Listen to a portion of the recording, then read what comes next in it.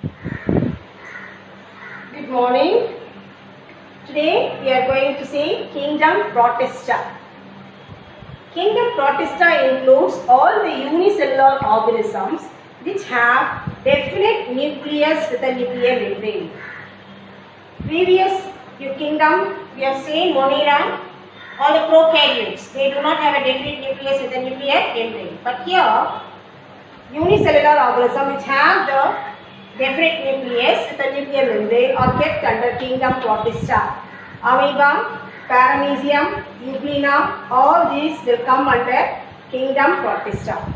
We are going to see as an example amoeba, the structure, locomotion, nutrition, respiration and reproduction. Structure, it is unicellular. The shape is not definite, it has a definite shape, but shape is keep on changing. Fixed shape will not be there. It's like rectangles, spherical, rod. In bacteria we have seen like that, it is not having shape, proper shape, because it produces finger-like projections called pseudopodia.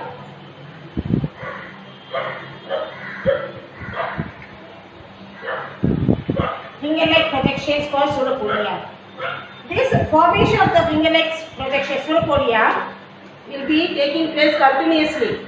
So sometimes if you observe the amoeba in a drop of water under the microscope, it will keep on changing its number of pseudopodia. So now I draw 1, 2, 3, 4, 5, 6, 7, 8 pseudopodia. The very next second, it will be having only 2 pseudopodia. Sometimes it will produce, the next moment it will produce hundreds of pseudopodia, like that. Okay. So it is unicellular. It has a cell membrane, no cell wall. The cell membrane encloses the cytoplasm. Cytoplasm is divided into 2, outer ectoplasm and inner endoplasm.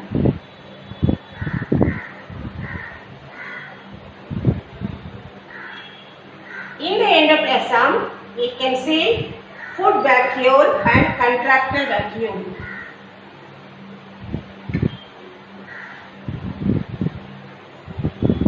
This one is contractile vacuole.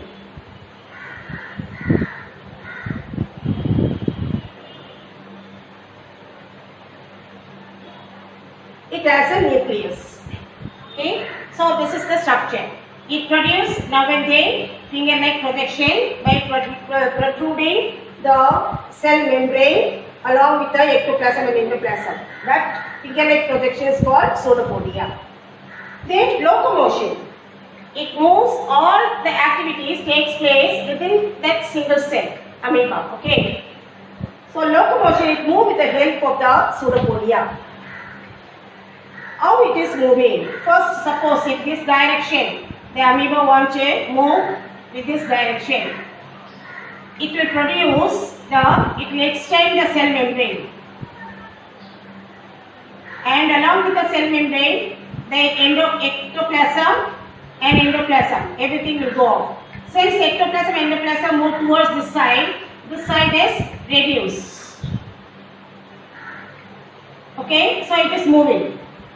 Again, if you want to move towards this direction, it will produce another pseudopodia here. So it will move towards this side. So with the help of the pseudopodia, it moves from one place to another place in the water. It is amoeboid movement. This movement is called amoeboid movement. The next one, nutrition. With the help of the pseudopodia only, it will engulf the food. So amoeba, now and then it will extend its pseudopodia. It is in water. So then these 2 pseudopodia will join and enclosing a drop of water. And in this water, some microorganisms will be there. Okay. So this forms a food vacuole. This microorganism will get digested in the food vacuole inside the cell body, and digested nutrients will be absorbed by the cell. Okay. Then the remaining will come out. It will come closer to the cell membrane and it is sent out. Okay. So it engulfs the drop of water with the food. Where food will be there, food will not be there. Okay, now and then it will extend the pseudopodia and take a water droplet with some food particles in the water. Then that forms a food vacuole. It will get digested inside the cell. Then the undigested things will be thrown out through the cell membrane. Okay, this is how this amoeba nutrition takes place in amoeba, and this special type of nutrition is called phagocytosis. Phagocytosis.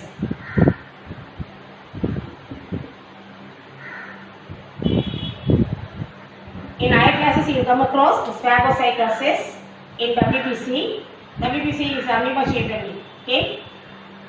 Then holozoid. Its nutrition is holozoid. Holophytic, if the food is taken in liquid form, it is holophytic. If the food is taken in the solid form, it is holozoid. So the nutrition amoeba is holozoid. Then next comes respiration. Respiration takes place through the cell membrane, through diffusion. The oxygen diffuses into the cell through the cell membrane. Cell membrane, plasma membrane is semi-permeable. And reproduction. Reproduction takes place in the food is available, plenty, the favorable condition also, it will survive and reproduce. Unfavorable condition also, it will undergo reproduction. And reproduction takes place in unfavorable condition also. So first, if the food is plenty, amoeba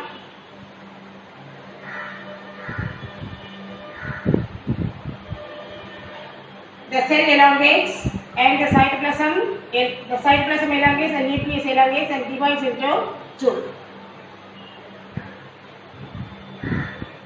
So this is called binary fission. So this one is dotted amoeba, this is another dotted amoeba. They need individual life, independent life. Okay. So this is binary fission. If the food is plenty, again it will undergo multiplication. So multiple fission. It is binary fission, and multiple fission. The next one is, suppose if the water is not there, amoeba lives in water.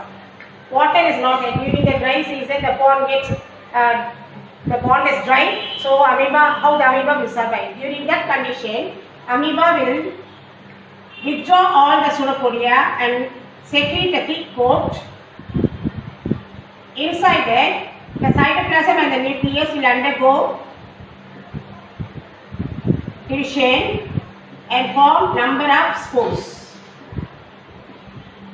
It will remain as it is in the soil. When it rains, the pond will be filled with water. That time, it will send all the spores out. Each spore will develop into a node. Okay, sporulation. So all these type of reproduction, binary fission, multiple fission, sporulation are seen in amoeba. So we have seen Protista. Kingdom Protista includes all the unicellular organism which contains definite nucleus with the nuclear membrane. Then amoeba as a type set we have taken. Examples of Protista we have seen: structure of amoeba, locomotion amoeba, nutrition amoeba, respiration amoeba, reproduction amoeba. Bacteria we have seen, useful and harmful. Amoeba also causes diseases. Okay, amoebic dysentery, gingivitis, all these are the diseases caused by amoeba. Okay, so with this we are finishing kingdom Protista. Next we are going to see kingdom fungi.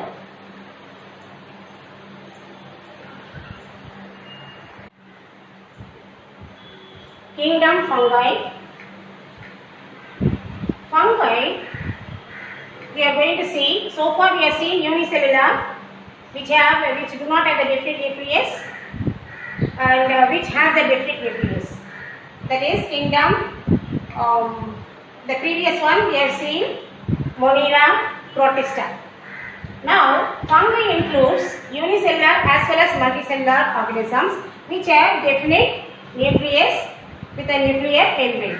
But why we have kept under separate kingdom? These fungi have cell wall. Just because they are having the cell wall, they cannot be kept under the plant kingdom because they cannot prepare their own food. Just because they cannot prepare their own food, they cannot be kept under animal kingdom because it has cell wall. So they are given a separate kingdom for this fungi. Okay. So we are going to see this next kingdom, fungi, the structure. The plant body of fungi is made up of thin hair-like structure, cylindrical, called hypa, and these hypa together form mycelium.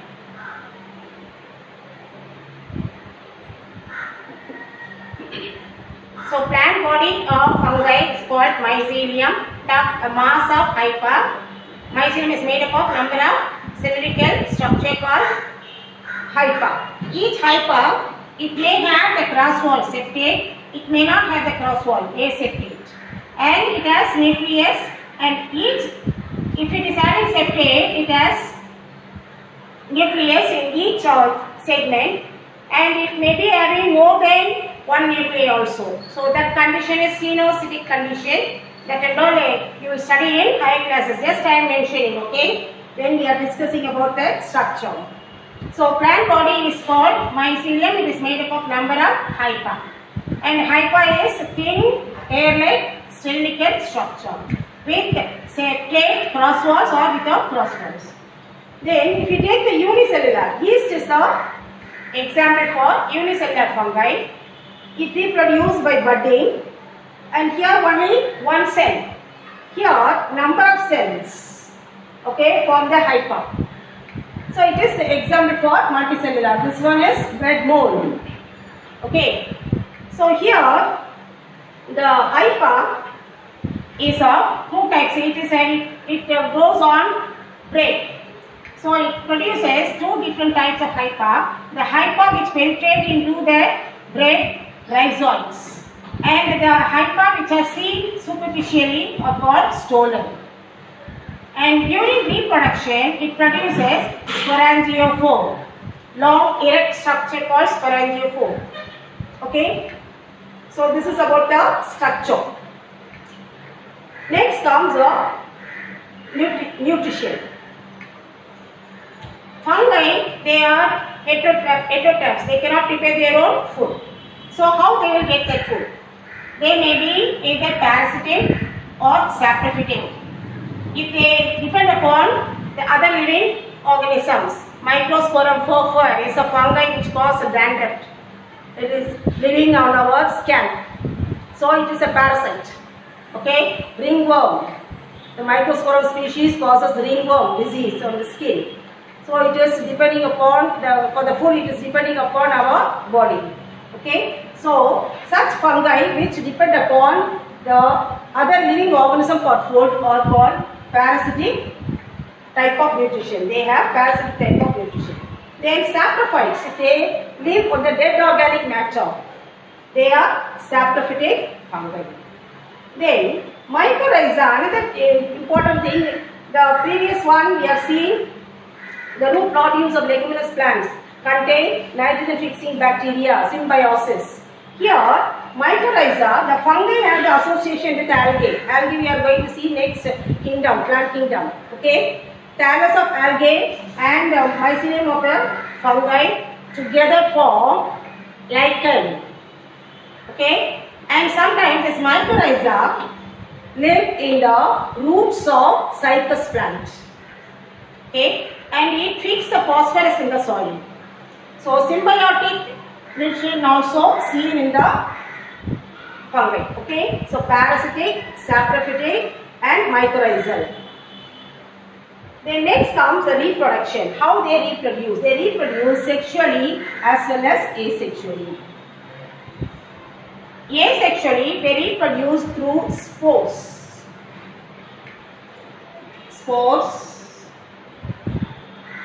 When the vegetative structure, this hypha, rhizoids and stolon are fully developed, they produce erect structure called sporangiophore. At the tip of the sporangiophore, the nucleus divides and form a number of spores. That is called sporangium. When the sporangium is filled with spores, it breaks and sends the spores out.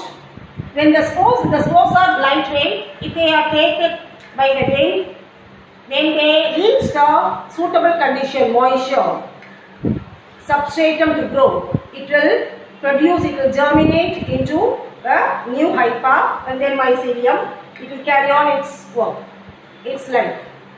Okay, so this is how reproduction takes place. If you take this yeast, budding, it reproduces through budding.